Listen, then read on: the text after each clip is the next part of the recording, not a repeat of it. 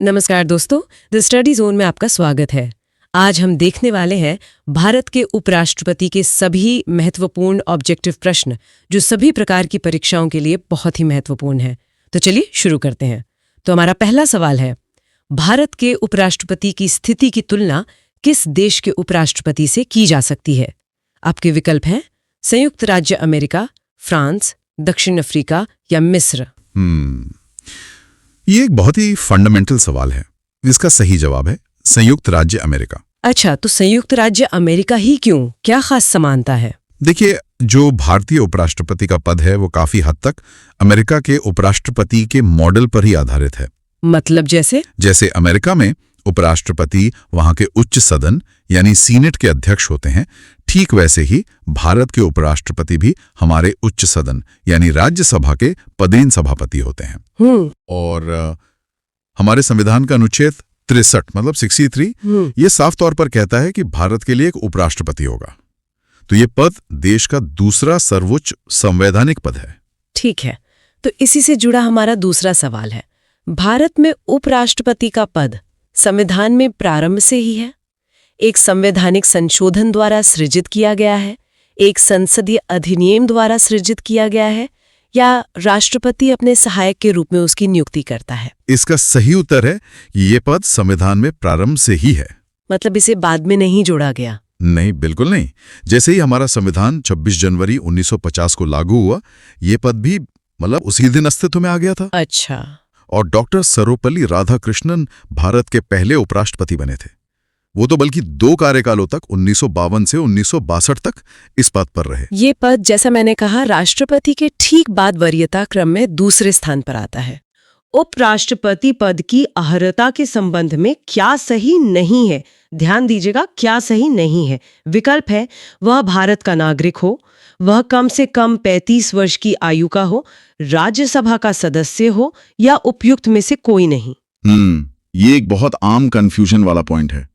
इसमें जो कथन सही नहीं है वो है राज्यसभा का सदस्य हो। अच्छा, तो मतलब उन्हें राज्यसभा का सदस्य नहीं होना चाहिए। ये तो थोड़ा अजीब है क्योंकि वो सभा की अध्यक्षता करते हैं। हाँ, यही तो बात है। उन्हें राज्यसभा का सदस्य होना जरूरी नहीं है। शर्त यह है कि उनमें राज्यसभा का सदस्य चुने जाने की योग्यता होनी चाहिए। ओह, तो सिर्फ योग्यता होनी चाहिए, सदस्यता नहीं? बिल्कुल। संविधान के अनुच्छेद 66(3) में यह साफ लिखा है। इसके अलावा उम्मीदवार को कोई लाभ का पद धारण नहीं करना चाहिए और उसके नामांकन के लिए कम से कम 20 प्रस्तावक और 20 अनुमोदक भी होने चाहिए। ठीक है, स्पष्ट हुआ।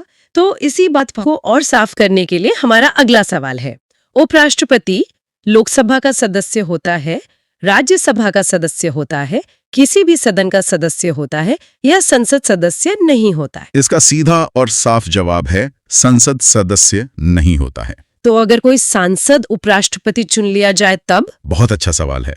अगर कोई मौजूदा सांसद, चाहे लोकसभा का हो या राज्यसभा का या फिर किसी राज्य विधान मंडल का सदस्य भी, अगर वो उपराष्ट्रपति निर्वाचित हो जाता है तो उसे अपना पद ग्रहण करने से ठीक पहले उस सदन से इस्तीफा देना पड़ता है। मतलब वो किसी भी सदन के प्रतिनिधि नहीं रह सकते? सही पकड़ा।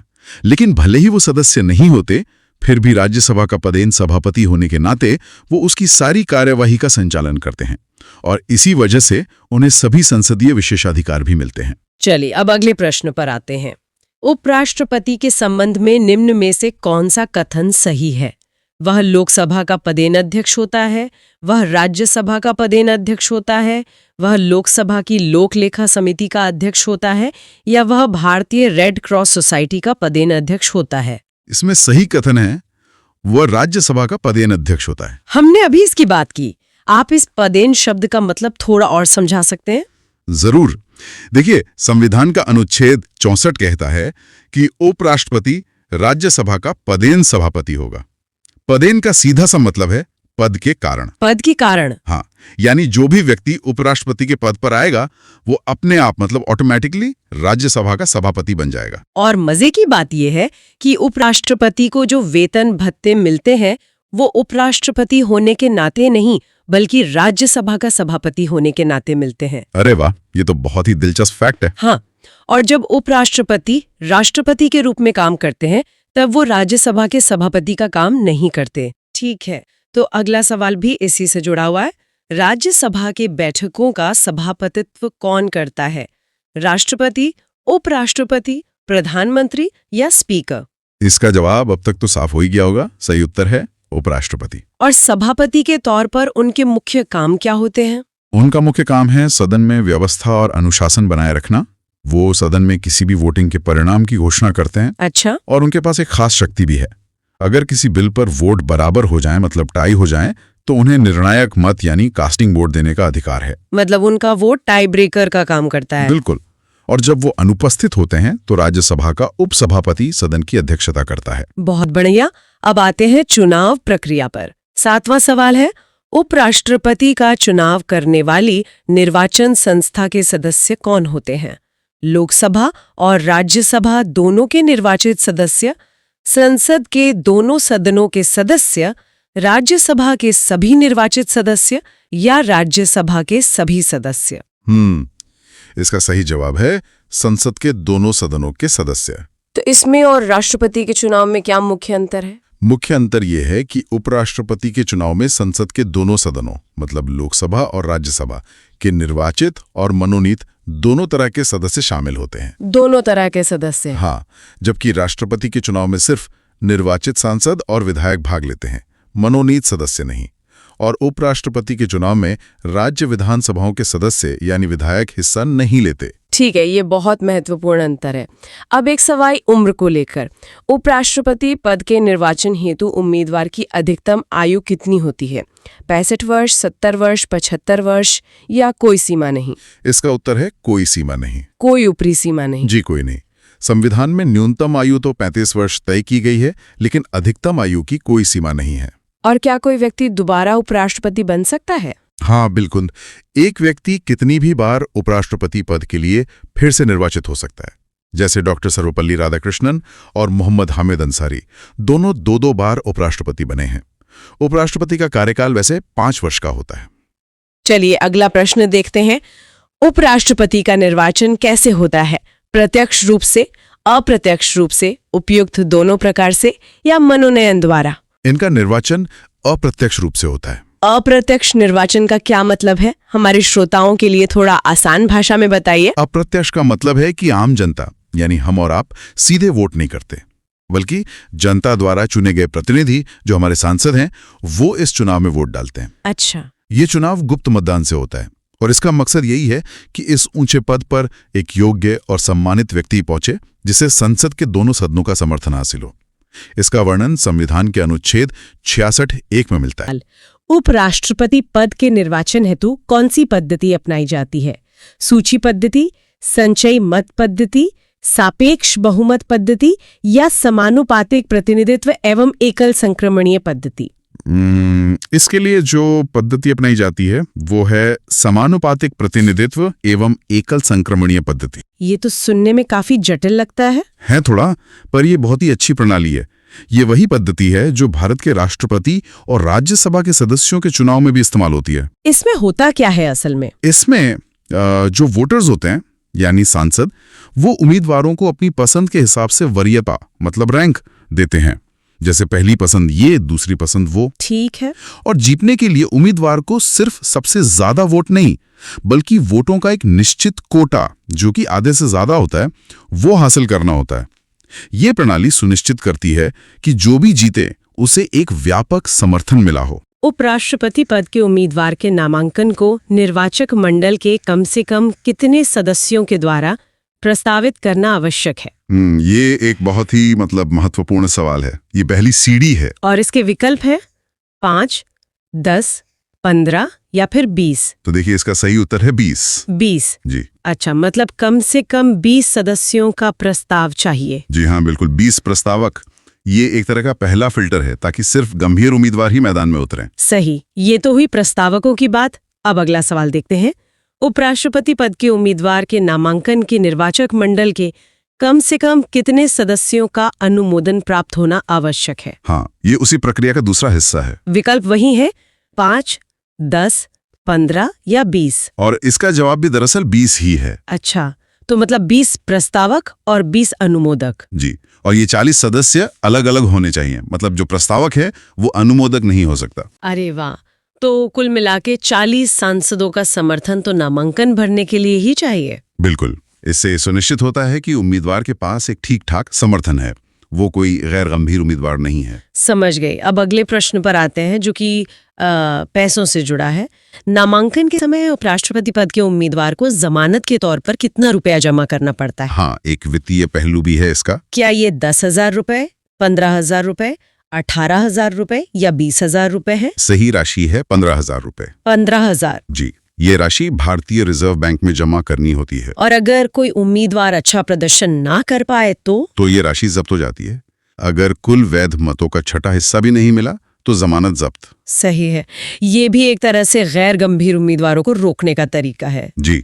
चलिए अब ये देखते हैं संविधान में उपराष्ट्रपति के पुनर्निर्वाचन के संबंध में क्या प्रावधान है? ये एक दिलचस्प सवाल है। विकल्प है कुछ भी नहीं, 1 से अधिक बार प्रतिबंध, अधिकतम 2 बार के लिए पुनर्निर्वाचन या अधिकतम 3 बार के लिए पुनर्निर्वाचन। तो देखिए, इस संबंध में हमारा संविधान पूरी तरह से खामोश है, तो सही उत्तर होगा कुछ भी नहीं। कुछ भी नहीं मतलब कोई सीमा ही नहीं है। जी, कोई सीमा नहीं है। कोई व्यक्ति कितनी भी बार उपराष्ट्रपति बन सकता है, बशर्ते उसे हर बार निर्वाचक मंडल का समर्थन मिले। अच्छा, जैसे डॉक्टर सर्वपल्ली राधाकृष्णन और हामिद अंसारी जी 2 बार रहे हैं। बिल्कुल सही, यही इसका सबसे अच्छा उदाहरण है। ठीक है। अब अगला सवाल है, भारत के उपराष्ट्रपति के निर्वाचन से संबंधित विवाद को कौन तय करते हैं या करता है? हाँ, अगर चुनाव में कोई विवाद हो जाए तो? विकल्प है राष्ट्रपति, निर्वाचन आयोग, सर्वोच्च न्यायालय, राज्यसभा अध्यक्ष या लोकसभा अध्यक्ष। ये एक बहुत ही साफ प्रावधान है। ये विवाद सर्वोच्च न्यायालय द्वारा तय किया जाता है। तो मतलब चुनाव आयोग का इसमें सीधा कोई रोल नहीं है? सर्वोच्च न्यायालय को है और उनका फैसला अंतिम होता है। ये तो एक बहुत मजबूत संवैधानिक सुरक्षा हुई। बिल्कुल, ताकि प्रक्रिया की निष्पक्षता बनी रहे। चलिए अब ये प्रश्न देखते हैं, उपराष्ट्रपति के चुनाव में कौन कौन मतदान करता है? ये राष्ट्रपति चुनाव से थोड़ा अलग है। जी, तो विकल्प है लोकसभा के सदस्य, राज्यसभा के सदस्य, लोकसभा एवं राज्यसभा के सदस्य या लोकसभा, राज्यसभा एवं राज्य विधानसभा के सदस्य। तो सही जवाब है लोकसभा एवं राज्यसभा के सदस्य। दोनों सदनों के सदस्य। जी हाँ, और सबसे जरूरी बात, सभी सदस्य, मतलब निर्वाचित भी और मनोनीत भी। अच्छा, ये राष्ट्रपति चुनाव से अलग है क्योंकि वहां मनोनीत सदस्य वोट नहीं करते। एकदम सही। और उपराष्ट्रपति चुनाव में विधायक भी वोट नहीं करते, क्योंकि उपराष्ट्रपति का मुख्य काम राज्यसभा की अध्यक्षता करना है, जो कि केंद्र से जुड़ा है। बहुत साफ। अब अगला सवाल भी इसी से जुड़ा है। भारत के उपराष्ट्रपति का निर्वाचन होता है संसद के दोनों सदनों द्वारा, संसद के दोनों सदनों तथा विधानसभाओं द्वारा, भारत के राष्ट्रपति द्वारा या लोकसभा के सदस्यों द्वारा। जैसा हमने अभी बात की, इसका उत्तर अब काफी स्पष्ट है। हाँ, इनका निर्वाचन संसद के दोनों सदनों द्वारा होता है। तो एक तरह से ये पूरी तरह से एक संसदीय मामला है। जी बिल्कुल, राज्य विधानसभाओं की इसमें कोई भूमिका नहीं है। ये प्रक्रिया को सरल भी रखता है और उनके काम के दायरे को भी सही से दिखाता है। ठीक है, अब देखते हैं कि उपराष्ट्रपति को कौन चुनता है। सवाल वही है, बस पूछने का तरीका अलग है। विकल्प है वही निर्वाचक मंडल जो राष्ट्रपति का चुनाव करते हैं, राज्यसभा के सदस्य, संसद के सदस्यों द्वारा बना निर्वाचक मंडल या संसद की संयुक्त बैठक में। तो इसका सही जवाब है संसद के सदस्यों द्वारा बना निर्वाचक मंडल, जिसमें जैसा आपने कहा लोकसभा और राज्यसभा के सभी सदस्य शामिल होते हैं। जी, निर्वाचित और मनोनीत दोनों। ठीक है, अगला प्रश्न है, जो सदस्य भारत के उपराष्ट्रपति का चुनाव करते हैं वे होते हैं संसद के, लोकसभा के, राज्यसभा के या मंत्रिमंडल के। ये तो अब तक की हमारी बातचीत का सार है एक तरह से। हाँ बिल्कुल, वे संसद के सदस्य होते हैं, यानी लोकसभा और राज्यसभा दोनों के। जी। मूल संविधान में यह उपबंध था कि उपराष्ट्रपति का निर्वाचन संयुक्त अधिवेशन में समवेत संसद के दोनों सदनों द्वारा होगा। किस संविधान संशोधन अधिनियम द्वारा इस संयुक्त अधिवेशन की प्रक्रिया को समाप्त किया गया? जी, एक बहुत महत्वपूर्ण प्रक्रियात्मक बदलाव था। विकल्प है 11वां संविधान संशोधन अधिनियम 1961, 16वां संविधान संशोधन अधिनियम 1963, 23वां संविधान संशोधन अधिनियम 1970 या 27वां संविधान संशोधन अधिनियम 1971। तो देखिए, पहले दोनों सदनों की एक जॉइंट सिटिंग होती थी, जो कि बहुत मुश्किल प्रक्रिया थी। हाँ, इतने सारे सांसदों को एक साथ बिठाना। बिल्कुल। इसी को बदलने के लिए 11वां संविधान संशोधन अधिनियम 1961 लाया गया। तो सही जवाब है 11वां संविधान संशोधन अधिनियम 1961। जी, इस प्रक्रिया को इसी संशोधन के द्वारा समाप्त किया गया। उपराष्ट्रपति के कार्यकाल की अवधि कितने वर्ष की होती है? 4 वर्ष, 5 वर्ष, 6 वर्ष, 5.5 वर्ष? इसका सही जवाब है 5 वर्ष।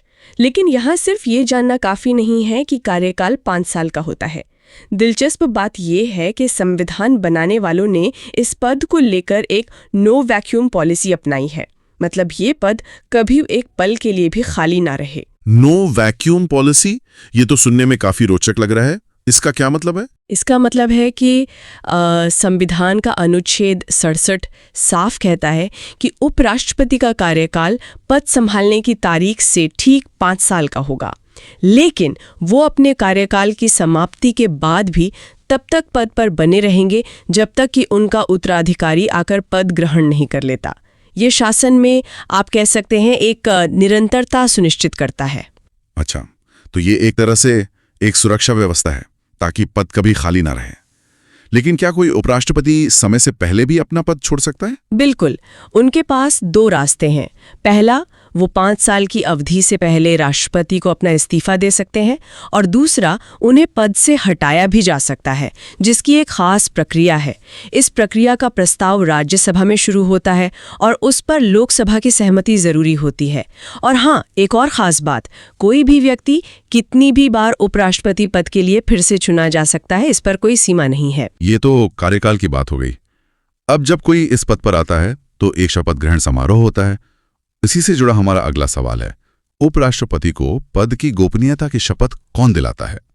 राष्ट्रपति, प्रधानमंत्री, लोकसभा अध्यक्ष, मुख्य न्यायाधीश, सर्वोच्च न्यायालय? इसका सही उत्तर है राष्ट्रपति। ये शपथ समारोह सिर्फ एक औपचारिकता नहीं है, बल्कि इसके पीछे भी संवैधानिक बारीकियां हैं। संविधान का अनुच्छेद 69 खास तौर पर उपराष्ट्रपति की शपथ के बारे में ही है। तो क्या इनकी शपथ बाकी मंत्रियों या सांसदों से अलग होती है? हाँ, बिल्कुल। ये एक बहुत महत्वपूर्ण बिंदु है। ज्यादातर संवैधानिक पदों की शपथ का प्रारूप वो संविधान की 3री अनुसूची में दिया गया है, लेकिन उपराष्ट्रपति की शपथ का प्रारूप वहीं अनुच्छेद 69 के अंदर ही लिखा हुआ है। वो संविधान के प्रति सच्ची श्रद्धा और निष्ठा की शपथ लेते हैं। और ये शपथ दिलाता कौन है? ये शपथ उन्हें पद ग्रहण करने से पहले राष्ट्रपति के सामने लेनी होती है। अगर किसी वजह से राष्ट्रपति मौजूद ना हो तो वो अपनी जगह किसी और व्यक्ति को इस काम के लिए नियुक्त कर सकते हैं। ये समारोह आमतौर पर राष्ट्रपति भवन में ही होता है। ठीक है, तो कार्यकाल हो गया, शपथ हो गई। अब इस्तीफे की प्रक्रिया पर आते हैं, जिसका जिक्र आपने पहले भी किया था। अगला सवाल उसी से जुड़ा है। उपराष्ट्रपति अपना त्याग पत्र किसे संबोधित करता है? राष्ट्रपति, प्रधानमंत्री, लोकसभा अध्यक्ष, मुख्य न्यायाधीश, सर्वोच्च न्यायालय? यहाँ भी सही जवाब राष्ट्रपति ही है, लेकिन ये सिर्फ एक खत देने जितनी सीधी प्रक्रिया नहीं है।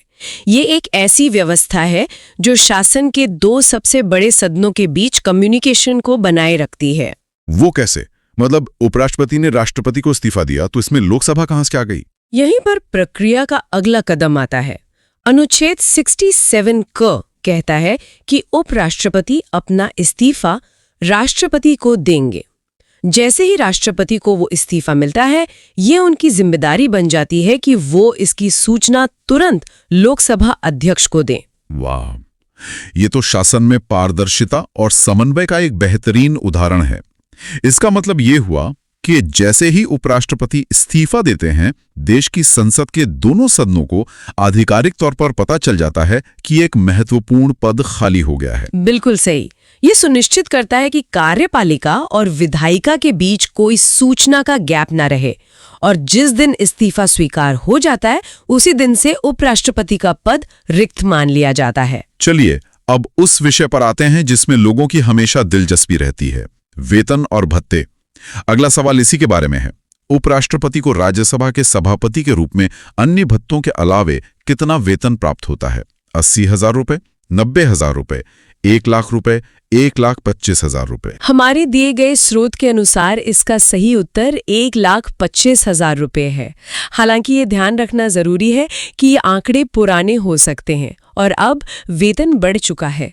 लेकिन यहाँ सबसे चौंकाने वाली बात ये रकम नहीं है। तो फिर क्या है? सबसे चौंकाने वाली बात यह है कि भारत के उपराष्ट्रपति को उपराष्ट्रपति होने के लिए कोई वेतन नहीं मिलता, 0। क्या? ये तो बड़ी अजीब बात है। तो फिर ये वेतन किस चीज का है? ये वेतन उन्हें राज्यसभा के पदेन सभापति यानी एक्स ऑफिशियो चेयरमैन होने के नाते मिलता है। उनका मुख्य काम राज्यसभा की कार्यवाही का संचालन करना है और वेतन उसी काम का है। ये वेतन भारत की संचित निधि मतलब कंसोलिडेटेड फंड ऑफ इंडिया से आता है। संचित निधि, क्या आप इसे आसान शब्दों में समझा सकती हैं? जरूर। इसे देश का मुख्य सरकारी खाता समझिए। इस निधि पर भारित होने का मतलब है कि वेतन की गारंटी है। इसे राजनीतिक खींचतान से दूर रखने के लिए संसद इस पर वोट नहीं कर सकती। ये पद की स्वतंत्रता और गरिमा को सुनिश्चित करता है। एक और दिलचस्प स्थिति है, जब उपराष्ट्रपति राष्ट्रपति के रूप में काम करते हैं तब उन्हें राष्ट्रपति वाला वेतन मिलता है, राज्यसभा के सभापति वाला नहीं। तो ये तो हुई वेतन की रकम की बात। लेकिन भारतीय राजनीति में अक्सर पदों की तुलना उनके वेतन से भी होती है। हमारा अगला सवाल इसी से जुड़ा है। उपराष्ट्रपति को निम्नलिखित में से किसके समतुल्य वेतन यानी राज्यसभा के सभापति के रूप में मिलता है? राष्ट्रपति, प्रधानमंत्री, लोकसभा अध्यक्ष, सर्वोच्च न्यायालय के मुख्य न्यायाधीश? इसका सही जवाब है लोकसभा अध्यक्ष। और ये बराबरी महज एक संयोग नहीं है, इसके पीछे एक गहरा संसदीय सिद्धांत है। वो क्या है? देखिए, भारत की संसदीय प्रणाली में 2 सदन हैं, लोकसभा और राज्यसभा। उपराष्ट्रपति राज्यसभा के सभापति होते हैं और लोकसभा अध्यक्ष लोकसभा के। दोनों अपने अपने सदनों के पीठासीन अधिकारी हैं। तो संसद के अधिकारियों के वेतन और भत्ते अधिनियम 1953 के अनुसार दोनों का वेतन बराबर रखकर ये स्थापित किया गया है कि दोनों सदनों के प्रमुखों का दर्जा और महत्व बराबर है। ये संसदीय संतुलन को दिखाता है। यानी ये सिर्फ पैसों की बराबरी नहीं, बल्कि पद की गरिमा की बराबरी का प्रतीक है। बिल्कुल। वेतन के अलावा उन्हें मिलने वाली अन्य सुविधाएं और भत्ते भी काफी हद तक समान होते हैं। आखिरकार दोनों ही अपने अपने सदन की कार्यवाही को चलाने और वहां अनुशासन बनाए रखने के लिए सर्वोच्च अधिकारी हैं। आपने भत्तों का जिक्र किया और अगला सवाल उसी पर है, लेकिन इसमें एक दिलचस्प मोड़ है। भारत के उपराष्ट्रपति को 1,25,000 रुपए प्रति माह वेतन मिलता है। उन्हें निम्न में से किसके समान भत्ता मिलता है? राष्ट्रपति, प्रधानमंत्री, कैबिनेट मंत्री, संसद सदस्य? यहाँ सही उत्तर है संसद सदस्य। ये पहली बार सुनने में थोड़ा चौंका सकता है कि जिसका वेतन लोकसभा अध्यक्ष के बराबर हो, उसे भत्ते एक सांसद के बराबर क्यों मिलते हैं? हाँ, ये तो थोड़ा विरोधाभासी लगता है। इसके पीछे क्या तर्क है? तर्क ये है कि उपराष्ट्रपति संसद का एक अभिन्न अंग है। भले ही वे राज्यसभा के सदस्य नहीं होते, लेकिन वे उसके सभापति हैं। इसलिए उन्हें यात्रा भत्ता, दैनिक भत्ता जैसे कई भत्ते एक संसद सदस्य के तौर पर ही मिलते हैं। ये प्रावधान उन्हें संसदीय व्यवस्था से जोड़कर रखता है। इसके अलावा उपराष्ट्रपति को दिल्ली में एक सुसज्जित और निःशुल्क आधिकारिक आवास भी मिलता है। समझ गया। तो वेतन में वो लोकसभा अध्यक्ष के बराबर हैं, लेकिन भत्तों के मामले में उन्हें एक सांसद के तौर पर देखा जाता है। अब तक हमने नियुक्ति, कार्यकाल और वेतन की बात की। अब उस प्रक्रिया पर आते हैं जो सबसे जटिल मानी जाती है, पद से हटाने की प्रक्रिया। अगला सवाल इसी की शुरुआत करता है। उपराष्ट्रपति को उसके कार्यकाल की समाप्ति के पूर्व पद से हटाने का अधिकार किसको है? राज्यसभा, लोकसभा, संसद, सर्वोच्च न्यायालय? यहाँ विकल्पों में थोड़ा भ्रम हो सकता है, लेकिन सबसे सटीक जवाब है संसद। लेकिन मैंने सुना है कि यह प्रक्रिया तो राज्यसभा में शुरू होती है, तो फिर जवाब संसद क्यों? लेकिन वो प्रस्ताव तब तक प्रभावी नहीं होता जब तक लोकसभा उस पर अपनी सहमति ना दे दे, क्योंकि इस प्रक्रिया में दोनों सदनों की भूमिका है, एक की प्रस्ताव पारित करने की और दूसरे की सहमति देने की। इसलिए सामूहिक रूप से ये अधिकार संसद के पास माना जाता है, किसी एक सदन के पास अंतिम अधिकार नहीं है। और सर्वोच्च न्यायालय की इसमें क्या भूमिका है? सर्वोच्च न्यायालय की भूमिका पद से हटाने की प्रक्रिया में बिल्कुल नहीं होती है। उसकी भूमिका सिर्फ उपराष्ट्रपति के चुनाव से संबंधित विवादों को सुलझाने तक ही सीमित है। ये आपने बहुत अच्छे से साफ किया। तो हटाने की प्रक्रिया की पहल राज्यसभा करती है, लेकिन अंतिम मुहर लोकसभा की सहमति से लगती है, इसलिए अधिकार संसद का है। इसी से जुड़ा हमारा अगला सवाल इस प्रक्रिया को और स्पष्ट करता है। भारत के उपराष्ट्रपति को पदच्युत करने का प्रस्ताव प्रस्तावित किया जा सकता है केवल लोकसभा में, संसद के किसी भी सदन में, संसद की संयुक्त बैठक में, केवल राज्यसभा में? इसका जवाब है केवल राज्यसभा में। ये एक बहुत ही खास संवैधानिक प्रावधान है जो उपराष्ट्रपति को हटाने की प्रक्रिया को राष्ट्रपति के महाभियोग से अलग करता है। राष्ट्रपति के महाभियोग से अलग कैसे? देखिए, राष्ट्रपति पर महाभियोग का प्रस्ताव संसद के किसी भी सदन में, चाहे लोकसभा हो या राज्यसभा, शुरू किया जा सकता है। लेकिन संविधान का अनुच्छेद 67 ख साफ कहता है कि उपराष्ट्रपति को हटाने का प्रस्ताव केवल और केवल राज्यसभा में ही पेश होगा। इसके पीछे कोई खास वजह है? हाँ, इसकी एक बहुत तार्किक वजह है। चूंकि उपराष्ट्रपति राज्यसभा के पदेन सभापति होते हैं, यानी वो उस सदन के प्रमुख हैं, इसलिए संविधान ने ये विशेष अधिकार उसी सदन को दिया है कि वो अपने सभापति को हटाने की पहल करे। ये एक तरह से सदन को अपने प्रमुख के प्रति जवाबदेह बनाता है। ये तो बहुत ही तार्किक बात है। अब तक हमने ये समझ लिया है कि प्रक्रिया राज्यसभा से शुरू होती है और लोकसभा की सहमति जरूरी है। अगला सवाल इसी प्रक्रिया वो एक और नजरिए से देखता है। भारत के उपराष्ट्रपति को कौन निकाल सकता है? मंत्रिपरिषद की सलाह से राष्ट्रपति, राष्ट्रपति की सम्मति से लोकसभा, लोकसभा की सम्मति से राज्यसभा, राष्ट्रपति की सम्मति से राज्यसभा। दिए गए विकल्पों में से प्रक्रिया को सबसे सटीक रूप से बताने वाला विकल्प है लोकसभा की सम्मति से राज्यसभा। ये विकल्प पूरी प्रक्रिया का सार बता देता है। तो इसमें मुख्य भूमिका राज्यसभा की ही है। बिल्कुल, प्रक्रिया की असली शक्ति राज्यसभा के पास ही है, जो प्रस्ताव को शुरू करती है और पारित करती है। लोकसभा की भूमिका सम्मति या सहमति देने की है। जब राज्यसभा से प्रस्ताव पारित हो जाता है तो वो लोकसभा में जाता है, जहां उस पर बहस होती है, और अगर लोकसभा साधारण बहुमत से अपनी सहमति दे देती है तो उपराष्ट्रपति को पद छोड़ना पड़ता है। और इस पूरी प्रक्रिया में राष्ट्रपति की क्या भूमिका है? इस प्रक्रिया में राष्ट्रपति की कोई औपचारिक भूमिका नहीं होती। ये पूरी तरह से एक संसदीय प्रक्रिया है। राष्ट्रपति का काम तब आता है जब वो किसी की नियुक्ति करते हैं या मंत्रिपरिषद की सलाह पर काम करते हैं, लेकिन उपराष्ट्रपति को हटाने के मामले में नहीं। उपराष्ट्रपति को कार्यकाल पूरा होने से पूर्व पदच्युत किया जा सकता है राष्ट्रपति द्वारा, सर्वोच्च न्यायालय की संस्तुति पर राष्ट्रपति द्वारा, राज्यसभा के साधारण बहुमत द्वारा पारित प्रस्ताव जिसकी स्वीकृति लोकसभा करे, राज्यसभा के 2/3 बहुमत द्वारा पारित प्रस्ताव जिसकी स्वीकृति लोकसभा करे। इसका सही उत्तर है राज्यसभा के साधारण बहुमत द्वारा पारित प्रस्ताव जिसकी स्वीकृति लोकसभा करे। हालांकि यहाँ बहुमत के प्रकार को समझना बहुत जरूरी है, क्योंकि ये सामान्य साधारण बहुमत से थोड़ा अलग है। अलग कैसे? क्या आप इसे समझा सकते हैं? जरूर। उपराष्ट्रपति को हटाने के लिए राज्यसभा में तत्कालीन समस्त सदस्यों के बहुमत यानी इफेक्टिव मेजॉरिटी की जरूरत होती है। इसका मतलब है सदन की कुल संख्या में से उस समय की रिक्तियों मतलब वैकेंसीज को घटाने के बाद जो संख्या बचती है उसका बहुमत। ये सामान्य साधारण बहुमत यानी उपस्थित और मतदान करने वालों के बहुमत से ज्यादा मजबूत माना जाता है। और लोकसभा में किस तरह के बहुमत की जरूरत होती है? लोकसभा को सिर्फ अपनी सहमति देनी होती है, जिसके लिए साधारण बहुमत यानी उपस्थित और मतदान करने वालों का बहुमत ही काफी होता है। यहाँ 2/3 जैसे विशेष बहुमत की जरूरत नहीं होती। तो ये प्रक्रिया राष्ट्रपति के महाभियोग से काफी अलग और कुछ हद तक आसान है। हाँ, ये राष्ट्रपति पर लगने वाले महाभियोग की तुलना में काफी कम कठोर है, जहां दोनों सदनों में कुल सदस्यता के 2/3 बहुमत जैसे कड़े नियम हैं। उपराष्ट्रपति को हटाने की प्रक्रिया में एक और शर्त है। ऐसा कोई भी प्रस्ताव लाने से कम 14 दिन पहले उपराष्ट्रपति को इसकी लिखित सूचना देना अनिवार्य है, ताकि उन्हें अपना पक्ष रखने का मौका मिले। उपराष्ट्रपति राष्ट्रपति का कार्यभार संभालता है, जबकि राष्ट्रपति अनुपस्थित हो, बीमार हो, अपना कार्य करने में अक्षम हो या फिर उपयुक्त सभी मामलों में। इसका सही उत्तर है उपयुक्त सभी मामलों में। और इससे जुड़ी कुछ बहुत महत्वपूर्ण बातें हैं। अच्छा। देखिए, ये प्रावधान भारतीय संविधान के अनुच्छेद 65(1) में साफ साफ लिखा है। अच्छा। और जब उपराष्ट्रपति राष्ट्रपति के रूप में काम करते हैं तो उन्हें मतलब राष्ट्रपति की सभी शक्तियां और उन्मुक्तियां मिल जाती हैं। तो वो पूरी तरह से राष्ट्रपति बन जाते हैं, सिर्फ नाम के लिए नहीं। बिल्कुल, वो राष्ट्रपति को मिलने वाले वेतन, भत्ते और विशेषाधिकारों के भी हकदार होते हैं, जो संसद तय करती है।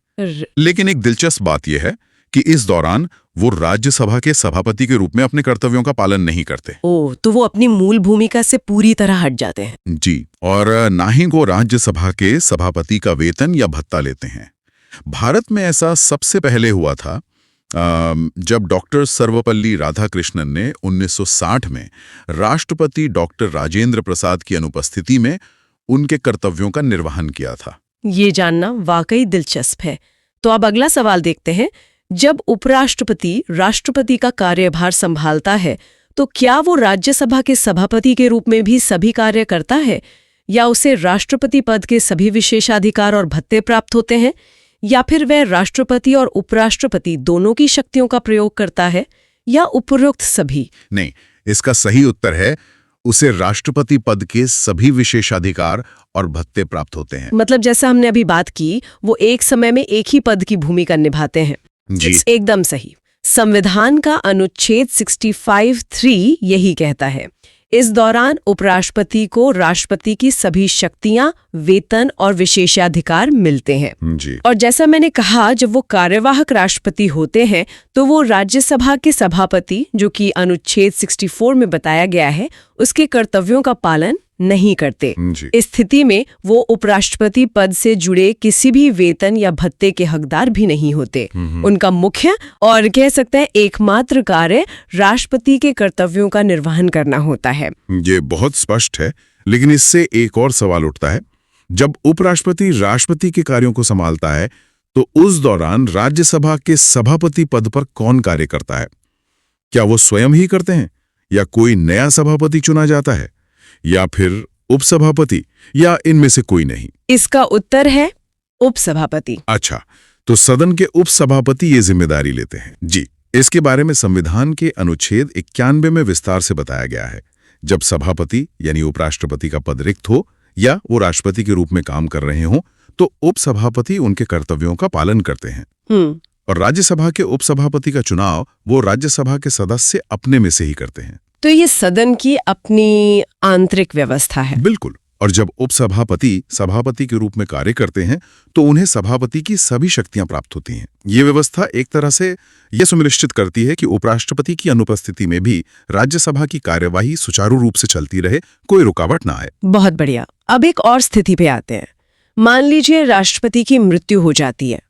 तब जब उपराष्ट्रपति राष्ट्रपति का पद ग्रहण करता है, तो क्या वो राष्ट्रपति के कार्यकाल के शेष समय तक पद पर रहते हैं, या अधिकतम 6 महीने तक, या अधिकतम 1 वर्ष तक, या फिर सिर्फ 1 महीने तक? जी, सही उत्तर है अधिकतम 6 माह तक पद पर आसीन रहता है। और ये एक बहुत ही महत्वपूर्ण संवैधानिक प्रावधान है, इसे समझना जरूरी है। जी, बताइए। संविधान के अनुच्छेद 62(2) के अनुसार राष्ट्रपति की मृत्यु, त्यागपत्र या पद से हटाए जाने की किसी भी स्थिति में नए राष्ट्रपति का चुनाव 6 महीने के भीतर हो जाना चाहिए। तो ये 6 महीने की सीमा चुनाव के लिए? हाँ, और इस बीच की अवधि के लिए उपराष्ट्रपति कार्यवाहक राष्ट्रपति के रूप में कार्य करते हैं।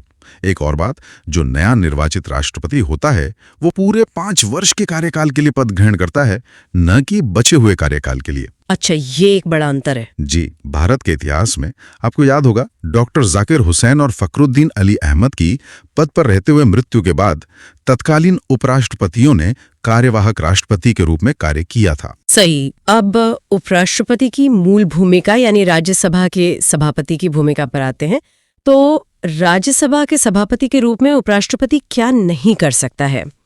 क्या वो राज्यसभा को विघटित कर सकता है, या राज्यसभा के सदस्यों के विशेषाधिकारों का संरक्षण करता है, या राष्ट्रपति एवं लोकसभा के समक्ष राज्यसभा का प्रवक्ता होता है, या फिर राज्यसभा की बैठकों की अध्यक्षता करता है और उसके कार्यों का संचालन करता है? इसमें जो एक काम वो नहीं कर सकते वो है राज्यसभा को विघटित करना। और ऐसा क्यों है? यहाँ ध्यान देने वाली बात यह है कि राज्यसभा एक स्थायी सदन है, इसका विघटन कभी नहीं होता।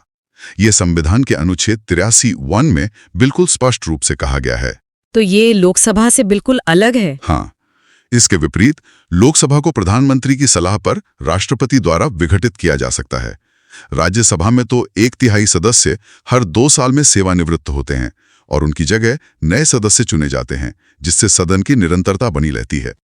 तो उपराष्ट्रपति का ये कार्य है ही नहीं? नहीं, उनका कार्य सदन की कार्यवाही का संचालन और अनुशासन बनाए रखना है। समझ गए। अब ये प्रश्न देखते हैं, निम्नलिखित में से कौन सा कथन असत्य है? उपराष्ट्रपति को पदच्युत करने के लिए महाभियोग की आवश्यकता नहीं पड़ती है। उपराष्ट्रपति के निर्वाचन संबंधी सभी विवादों को निर्वाचन आयोग देखता है। यदि उपराष्ट्रपति का निर्वाचन अवैध घोषित कर दिया जाता है तो ऐसे निर्णय के पूर्व उनके द्वारा संपन्न कार्य अवैध नहीं होंगे। तो इनमें से असत्य कथन कौन सा है? इसमें असत्य कथन है, उपराष्ट्रपति के निर्वाचन संबंधी सभी विवादों को निर्वाचन आयोग देखता है। ये गलत है। अच्छा, तो फिर कौन देखता है? इसकी वजह यह है कि संविधान के अनुच्छेद 71 के अनुसार राष्ट्रपति या उपराष्ट्रपति के चुनाव से संबंधित सभी संदेहों और विवादों की जांच और निर्णय केवल भारत का उच्चतम न्यायालय यानी सुप्रीम कोर्ट करता है। सिर्फ सुप्रीम कोर्ट? जी, निर्वाचन आयोग की भूमिका चुनाव संपन्न कराने तक ही सीमित है। चुनावी विवादों का निपटारा करना उसके अधिकार क्षेत्र में नहीं आता। यह प्रावधान राष्ट्रपति और उपराष्ट्रपति के पदों की गरिमा और निष्पक्षता सुनिश्चित करने के लिए किया गया है और उच्चतम न्यायालय का निर्णय इस मामले में अंतिम होता है। ये एक बहुत महत्वपूर्ण जानकारी है।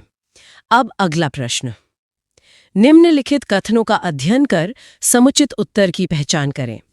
कथन 1 है, भारत का उपराष्ट्रपति नियुक्त किए जाने के लिए किसी व्यक्ति में राज्यसभा का सदस्य बनने की योग्यता अवश्य होनी चाहिए।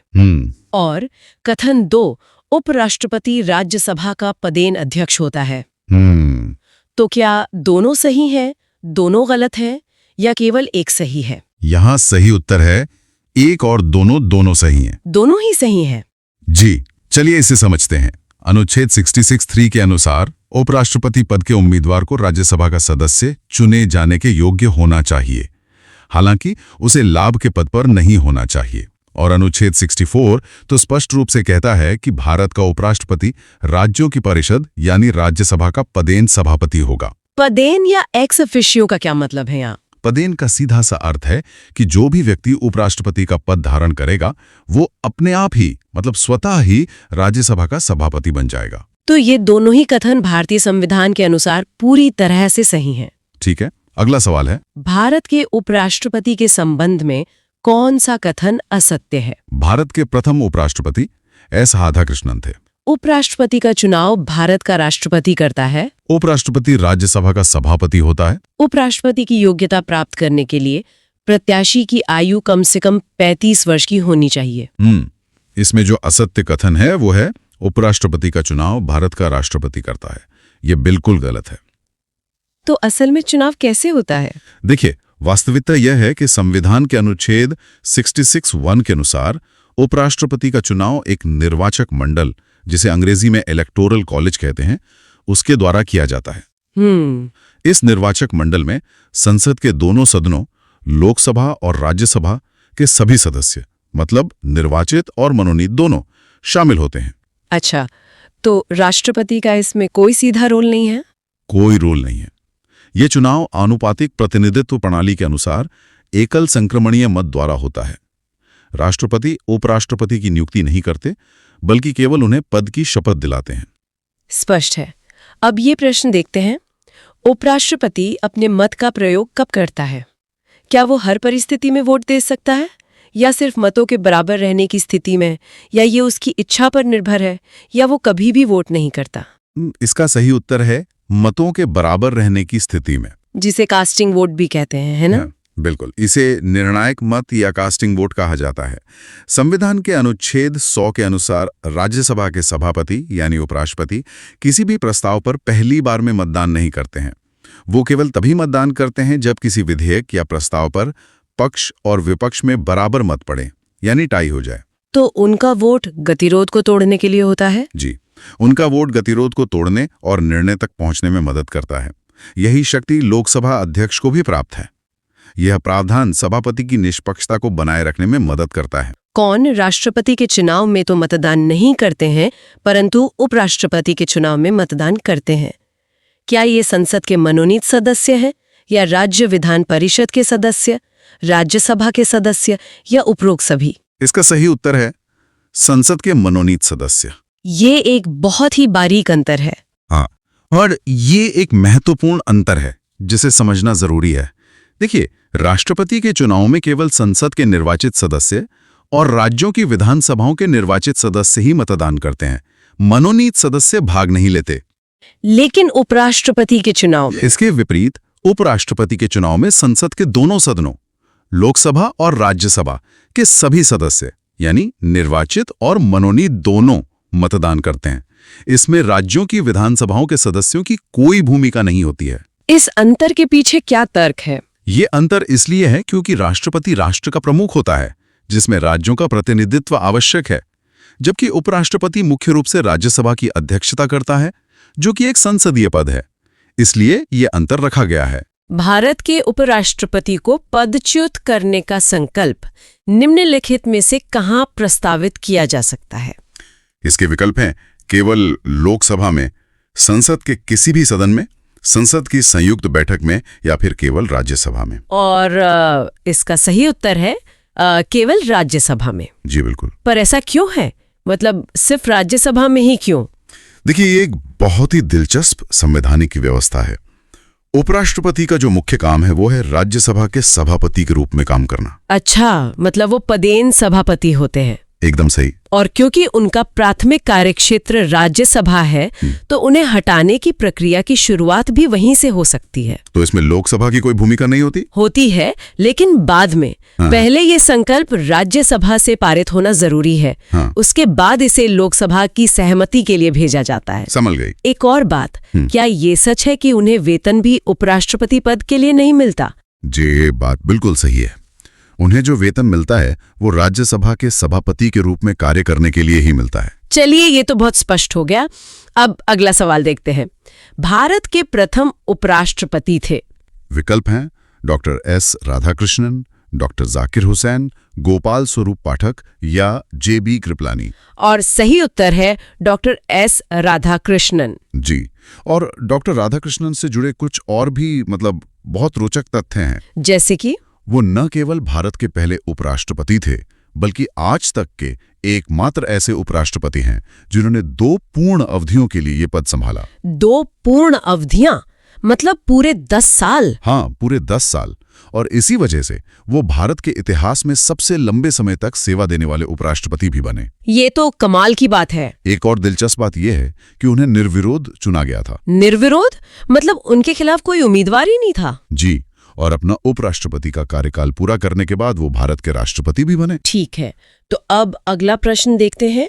भारत के राष्ट्रपति निर्वाचित होने से पूर्व निम्न में से कौन उपराष्ट्रपति नहीं था? ऑप्शंस हैं doctor S Radhakrishnan, doctor Zakir Hussain, VV Giri और ज्ञानी जैल सिंह। इसका सही उत्तर होगा ज्ञानी जैल सिंह। एकदम सही। इस सवाल से ये बात साफ होती है कि कई उपराष्ट्रपति बाद में राष्ट्रपति बने। हाँ, जैसे हमने डॉक्टर राधाकृष्णन और डॉक्टर जाकिर हुसैन की बात की। जी, और वीवी गिरी भी। ये तीनों ही राष्ट्रपति बनने से पहले उपराष्ट्रपति थे। लेकिन वीवी गिरी का मामला कुछ अलग था, है ना? हाँ, उनका मामला तो बहुत ही अनोखा है। उन्होंने तो राष्ट्रपति चुनाव में हिस्सा लेने के लिए उपराष्ट्रपति पद से त्यागपत्र दे दिया था। अच्छा, और ज्ञानी जैल सिंह? ज्ञानी जैल सिंह सीधे राष्ट्रपति बने थे, वो कभी उपराष्ट्रपति नहीं रहे। ठीक है, तो चलिए अगला सवाल देखते हैं। किसने 2 पूर्ण अवधियों के लिए भारत के उपराष्ट्रपति का पद संभाला था? और विकल्प हैं doctor S Radhakrishnan, Shri R Venkataraman, BD. Jatti और एम हिदायतुल्ला। इसका जवाब तो हमें पता है। सही जवाब है डॉक्टर एस राधाकृष्णन। जी बिल्कुल।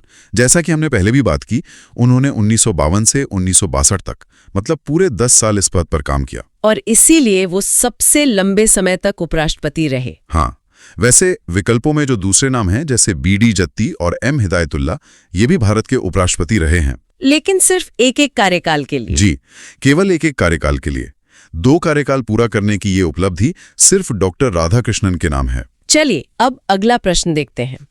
निम्नलिखित उपराष्ट्रपतियों में से कौन निर्विरोध नहीं चुने गए? विकल्प हैं doctor S Radhakrishnan, M Hidayatullah, doctor Shankar Dayal Sharma या के.आर. नारायणन। ये दिलचस्प है। इसका सही उत्तर है के.आर. नारायणन। बिल्कुल सही। इस सवाल से पता चलता है कि उपराष्ट्रपति का चुनाव हमेशा निर्विरोध नहीं होता। मतलब के.आर. नारायणन के चुनाव में उनके खिलाफ कोई उम्मीदवार था? जी हाँ, उनका चुनाव कंटेस्टेड था, मतलब मुकाबला हुआ था। और बाकी 3, डॉक्टर राधाकृष्णन, एम. हिदायतुल्लाह और डॉक्टर शर्मा, ये सब निर्विरोध चुने गए थे। हाँ, इन तीनों को निर्विरोध चुना गया था। निर्विरोध चुने जाने का मतलब है कि सत्ता पक्ष और विपक्ष दोनों में उनके नाम पर आम सहमति थी। ठीक है, चलिए अगला सवाल देखते हैं। किस एकमात्र उपराष्ट्रपति की मृत्यु पद पर आसीन रहते हुए हुई? इसके ऑप्शंस हैं गोपाल स्वरूप पाठक, बी.डी. जत्ती, मोहम्मद हिदायतुल्लाह या कृष्णकांत। इसका सही उत्तर है कृष्णकांत। जी, और ये भारतीय उपराष्ट्रपति के इतिहास की एक बहुत ही दुखद और कह सकते हैं अनूठी घटना है। मतलब वो एकमात्र ऐसे उपराष्ट्रपति हैं? हाँ, एकमात्र। कृष्णकांत जी का निधन उनके कार्यकाल के दौरान ही हो गया था। ओह। विकल्पों में जो बाकी नाम हैं, उन्होंने या तो अपना कार्यकाल पूरा किया या फिर किसी और वजह से पद छोड़ा, लेकिन पद पर रहते हुए मृत्यु सिर्फ कृष्णकांत जी की हुई। समझ गए। अब अगला प्रश्न देखते हैं। निम्नलिखित में से किस उपराष्ट्रपति ने राष्ट्रपति पद के लिए निर्वाचन में भाग लेने के लिए अपने पद से त्यागपत्र दिया था? विकल्प है डॉक्टर एस राधाकृष्णन, वी गिरी, फखरुद्दीन अली अहमद या डॉक्टर राजेंद्र प्रसाद। इसका सही जवाब है वी गिरी। बिल्कुल, और ये भारतीय राजनीति की एक बहुत ही महत्वपूर्ण घटना थी। हाँ, हमने इसका जिक्र पहले भी किया था। जी, वी गिरी ने उपराष्ट्रपति रहते हुए ही राष्ट्रपति का चुनाव लड़ने का फैसला किया और इसके लिए उन्होंने अपने पद से इस्तीफा दे दिया। और इसी वजह से उनका कार्यकाल सबसे छोटे कार्यकालों में से एक माना जाता है ना? एकदम सही। अगर हम डॉक्टर राधाकृष्णन से तुलना करें तो उन्होंने भी राष्ट्रपति का पद संभाला, लेकिन अपना उपराष्ट्रपति का कार्यकाल पूरा करने के बाद। ठीक है, चलिए अब अगला सवाल। निम्नलिखित में से कौन सर्वाधिक समय तक उपराष्ट्रपति पद पर आसीन रहा? ऑप्शंस हैं doctor Zakir Hussain, V Giri, doctor S Radhakrishnan और बी.डी. जत्ती। इसका उत्तर तो अब तक हमारे श्रोताओं को भी पता चल गया होगा। सही उत्तर है डॉक्टर एस राधाकृष्णन। हाँ बिल्कुल, ये सीधे तौर पर उनके 2 पूर्ण कार्यकाल संभालने से जुड़ा है। पूरे 10 साल। जी, पूरे 10 वर्षों तक उन्होंने ये पद संभाला, जो कि आज भी एक रिकॉर्ड है। और विकल्पों में वी गिरी भी हैं, जिनका कार्यकाल सबसे छोटे कार्यकालों में से एक था। सही कहा। इससे ये पता चलता है कि उपराष्ट्रपति पद पर कार्यकाल की अवधि में काफी भिन्नता रही है। बिल्कुल। तो अब इससे जुड़ा हुआ अगला प्रश्न देखते हैं। निम्नलिखित में से कौन सबसे कम समय के लिए उपराष्ट्रपति पद पर आसीन रहा? और विकल्प हैं doctor Zakir Hussain, V Giri, BD. Jatti और मोहम्मद हिदायतुल्लाह। और इसका सही उत्तर है वी गिरी। जी, जैसा कि हमने पहले भी बात की, उनके छोटे कार्यकाल का मुख्य कारण था उनका राष्ट्रपति चुनाव लड़ने के लिए दिया गया त्यागपत्र। उन्होंने लगभग कितने समय तक काम किया था? लगभग 2 साल, 1967 से 1969 तक, जो कि डॉक्टर राधाकृष्णन के 10 साल के कार्यकाल के बिल्कुल विपरीत है। हाँ, ये दिखाता है कि उपराष्ट्रपति का कार्यकाल हमेशा तय 5 वर्षों का नहीं होता। ये राजनीतिक परिस्थितियों और महत्वाकांक्षाओं पर भी निर्भर करता है। बहुत दिलचस्प। उपराष्ट्रपति को प्राप्त होने वाले वेतन, भत्ते आदि? इसके विकल्प हैं उपराष्ट्रपति के रूप में कार्य करने के लिए प्राप्त होते हैं, राज्यसभा के सभापति के रूप में कार्य करने के लिए प्राप्त होते हैं, उपरोक्त दोनों या उपरोक्त में से कोई नहीं। इसका सही उत्तर है राज्यसभा के सभापति के रूप में प्राप्त होते हैं। एकदम सही। और ये भारतीय संविधान का एक बहुत ही सूक्ष्म लेकिन महत्वपूर्ण प्रावधान है। मतलब उपराष्ट्रपति के पद के लिए कोई अलग से वेतन नहीं है? नहीं, संविधान में उनके पद के लिए अलग से कोई वेतन निर्धारित नहीं है। अच्छा। उन्हें जो भी वेतन और भत्ते मिलते हैं वो राज्यसभा के पदेन सभापति होने के नाते मिलते हैं। और ये बात उनके पद की प्राथमिक भूमिका को भी दर्शाती है। जी बिल्कुल, कि उनका मुख्य कार्य राज्यसभा की कार्यवाही का संचालन करना है, और इसीलिए जैसा हमने पहले सवाल में देखा था, उन्हें हटाने का संकल्प भी केवल राज्यसभा में ही लाया जा सकता है। भारत के उपराष्ट्रपति पर अभियोग किसके द्वारा लगाया जा सकता है? विकल्प हैं राज्यसभा, लोकसभा, विधान परिषद या फिर विधानसभा। ये एक बहुत ही फाउंडेशनल सवाल है और इसका सही उत्तर है राज्यसभा। राज्यसभा, अच्छा जी, क्योंकि देखिए उपराष्ट्रपति जो हैं वो राज्यसभा के पदेन सभापति होते हैं, एक्स ऑफिशियो चेन। हाँ बिल्कुल। तो इसीलिए उन्हें पद से हटाने का जो प्रस्ताव है वो केवल और केवल राज्यसभा में ही पेश किया जा सकता है। मतलब शुरुआत वहीं से होगी। हाँ, शुरुआत वहीं से होगी और इसे राज्यसभा में तत्कालीन सदस्यों के बहुमत से पारित होना होता है। और फिर लोकसभा का भी कोई रोल है इसमें? हाँ बिल्कुल। इसके बाद इस प्रस्ताव पर लोकसभा की सहमति भी जरूरी है, तो अकेली राज्यसभा नहीं हटा सकती। समझ गया। चलिए अगले प्रश्न की ओर बढ़ते हैं। निम्नलिखित में से किस किस ने भारत के उपराष्ट्रपति का पद संभाला है? एक सूची है यहाँ। पहला मोहम्मद हिदायतुल्लाह, दूसरा फखरुद्दीन अली अहमद, तीसरा नीलम संजीव रेड्डी और चौथा शंकर दयाल शर्मा। और विकल्प दिए गए हैं सभी चारों, 1 और 4, 2 और 3 या फिर 3 और 4। ये थोड़ा याद रखने वाला सवाल है। इसका सही विकल्प है 1 और 4। यानी मोहम्मद हिदायतुल्लाह और शंकर दयाल शर्मा। जी हाँ, इसका मतलब है कि मोहम्मद हिदायतुल्लाह और शंकर दयाल शर्मा दोनों भारत के उपराष्ट्रपति रह चुके हैं। और फखरुद्दीन अली अहमद और नीलम संजीव रेड्डी? वो दोनों भारत के राष्ट्रपति तो थे, लेकिन उन्होंने कभी उपराष्ट्रपति का पद नहीं संभाला। अच्छा। और मोहम्मद हिदायतुल्लाह के बारे में एक बहुत ही खास बात है। वो एकमात्र ऐसे व्यक्ति हैं जिन्होंने भारत के राष्ट्रपति, उपराष्ट्रपति और मुख्य न्यायाधीश तीनों पदों पर कार्य किया है। अरे वाह, ये तो सच में एक अनोखा तथ्य है। तीनों सर्वोच्च पद। बिल्कुल। बहुत खूब। अब आते हैं अगले सवाल पर। ये थोड़ा पेचीदा लग रहा है। निम्नलिखित में से कौन सा एक व्यय भारत की संचित निधि पर भारित नहीं है? विकल्प हैं भारत के राष्ट्रपति का वेतन एवं भत्ते, भारत के उपराष्ट्रपति का वेतन एवं भत्ते, भारत के उच्चतम न्यायालय के न्यायाधीशों के वेतन एवं भत्ते, या फिर लोकसभा अध्यक्ष का वेतन एवं भत्ते। ये सवाल अक्सर लोगों को कंफ्यूज करता है और इसका सही उत्तर है भारत के उपराष्ट्रपति का वेतन एवं भत्ते। क्या? ये कैसे हो सकता है? मतलब देश के दूसरे सबसे बड़े पद के लिए कोई वेतन ही नहीं? तकनीकी रूप से नहीं, और ये एक बहुत ही रोचक संवैधानिक तथ्य है। तो फिर उन्हें भुगतान कैसे होता है? असल में संविधान में उपराष्ट्रपति के लिए अलग से वेतन का कोई प्रावधान है ही नहीं। उन्हें जो वेतन मिलता है वो राज्यसभा के पदेन सभापति के रूप में उनके कार्यों के लिए दिया जाता है। अच्छा, तो वेतन सभापति होने का है, उपराष्ट्रपति होने का नहीं? बिल्कुल सही। और हाँ, ये वेतन भी भारत की संचित निधि पर ही भारित होता है, लेकिन वो सभापति के पद के लिए होता है, सीधे उपराष्ट्रपति पद के लिए नहीं। ये तो बहुत ही सूक्ष्म लेकिन महत्वपूर्ण जानकारी है। चलिए अब चुनाव प्रक्रिया पर आते हैं। भारत के उपराष्ट्रपति का चुनाव किया जाता है संसद के सदस्यों द्वारा, राज्यसभा के सदस्यों द्वारा, संसद के निर्वाचित सदस्यों द्वारा या संसद और राज्य विधानसभाओं के सदस्यों द्वारा। इसका सीधा और सही जवाब है संसद के सदस्यों द्वारा। यानी लोकसभा और राज्यसभा दोनों के सदस्य। जी हैं, दोनों सदनों के।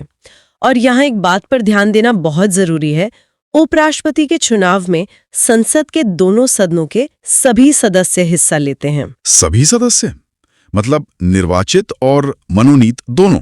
बिल्कुल, इलेक्टेड और नॉमिनेटेड दोनों। और यही बात इसे राष्ट्रपति के चुनाव से अलग बनाती है। वो कैसे? क्योंकि राष्ट्रपति के चुनाव में सिर्फ निर्वाचित सदस्य ही भाग लेते हैं और साथ में राज्य विधानसभाओं के सदस्य भी शामिल होते हैं। उपराष्ट्रपति चुनाव में राज्यों का कोई रोल नहीं होता। समझ गया, ये एक बड़ा अंतर है। ठीक है, अगला प्रश्न देखते हैं। भारत का उपराष्ट्रपति किसका पदेन सभापति होता है? लोकसभा, विधानसभा, राज्यसभा या इनमें से कोई नहीं? ये तो अब तक की हमारी चर्चा से काफी स्पष्ट हो गया होगा। इसका उत्तर है राज्यसभा। हाँ, पदेन शब्द पर हमने पहले भी बात की थी। जी, पदेन का सीधा सा मतलब है पद के कारण, यानी जो भी व्यक्ति उपराष्ट्रपति का पद धारण करेगा वो अपने आप ही स्वतः ही राज्यसभा का सभापति बन जाएगा। और ये उनकी मुख्य जिम्मेदारियों में से एक है। हाँ, उनकी प्रमुख संवैधानिक जिम्मेदारी यही है। एक बात और, जब उपराष्ट्रपति राष्ट्रपति के रूप में कार्य करते हैं तब वो राज्यसभा के सभापति के कर्तव्यों का निर्वहन नहीं करते। अच्छा, उस समय कोई और करता है? जी, तब उपसभापति ये जिम्मेदारी निभाते हैं। ठीक है। अगला प्रश्न भी निर्वाचन से ही जुड़ा है, थोड़ा अलग तरीके से पूछा गया है। उपराष्ट्रपति का निर्वाचन किसके द्वारा होता है? जनता, संसद, राष्ट्रपति या मंत्रिमंडल? ये पिछले एक प्रश्न की तरह ही है। इसका सही उत्तर है संसद। मतलब ये एक तरह से पुष्टि करता उस बात की? बिल्कुल, यह बताता है कि उपराष्ट्रपति का चुनाव अप्रत्यक्ष रूप से होता है, जिसमें जनता सीधे वोट नहीं करती। और प्रक्रिया क्या होती है? और सवाल, अपने पदावधि समाप्त होने से पूर्व उपराष्ट्रपति को उसके पद से हटाने का अधिकार किसे है? राज्यसभा, लोकसभा, संसद या उच्चतम न्यायालय? ये एक ट्रिकी सवाल हो सकता है। इसका सही उत्तर है संसद। लेकिन हमने तो बात की थी कि प्रस्ताव की शुरुआत सिर्फ राज्यसभा में होती है। सही कहा, शुरुआत केवल राज्यसभा में हो सकती है, लेकिन प्रक्रिया को पूरा करने के लिए लोकसभा की सहमति अनिवार्य है। अच्छा, तो क्योंकि दोनों सदनों की भूमिका है, इसलिए अधिकार पूरी संसद के पास माना जाएगा? बिल्कुल, अंतिम रूप से हटाने का अधिकार पूरी संसद के पास ही होता है। एक बात और, क्या इस प्रक्रिया को महाभियोग कहते हैं? नहीं, ये एक बहुत अच्छा सवाल है। राष्ट्रपति के लिए महाभियोग या अभियोग शब्द का इस्तेमाल होता है, लेकिन उपराष्ट्रपति के लिए संविधान में औपचारिक रूप से ऐसा कोई शब्द नहीं है। दिलचस्प। अब आज का अंतिम प्रश्न। भारत के उपराष्ट्रपति बनने के पहले डॉक्टर एस राधाकृष्णन द्वारा धारित क्या पद था? यूएसए में राजदूत, यूजीसी का अध्यक्ष, योजना आयोग का अध्यक्ष या सोवियत संघ में राजदूत? इसका सही जवाब है सोवियत संघ में राजदूत। एक दार्शनिक और शिक्षाविद और साथ में एक राजनयिक भी। हाँ बिल्कुल, डॉक्टर राधाकृष्णन एक कुशल राजनयिक भी थे। उपराष्ट्रपति बनने से ठीक पहले वो 1949 से 1952 तक सोवियत संघ में भारत के राजदूत थे। ये दिखाता है कि इस उच्च पद पर कितने विविध पृष्ठभूमि के लोग आए हैं। जी बिल्कुल, ये पद की गरिमा को और बढ़ाता है। तो आज हमने देखा भारत के उपराष्ट्रपति से जुड़े सभी महत्वपूर्ण प्रश्न। अगर ये चर्चा अच्छी लगी हो तो इसे लाइक और शेयर करें। ऐसे ही और जानकारीपूर्ण सत्रों के लिए चैनल को सब्सक्राइब जरूर करें। आज के लिए इतना ही। बहुत जल्द मिलते हैं एक नए विषय के साथ। नमस्कार।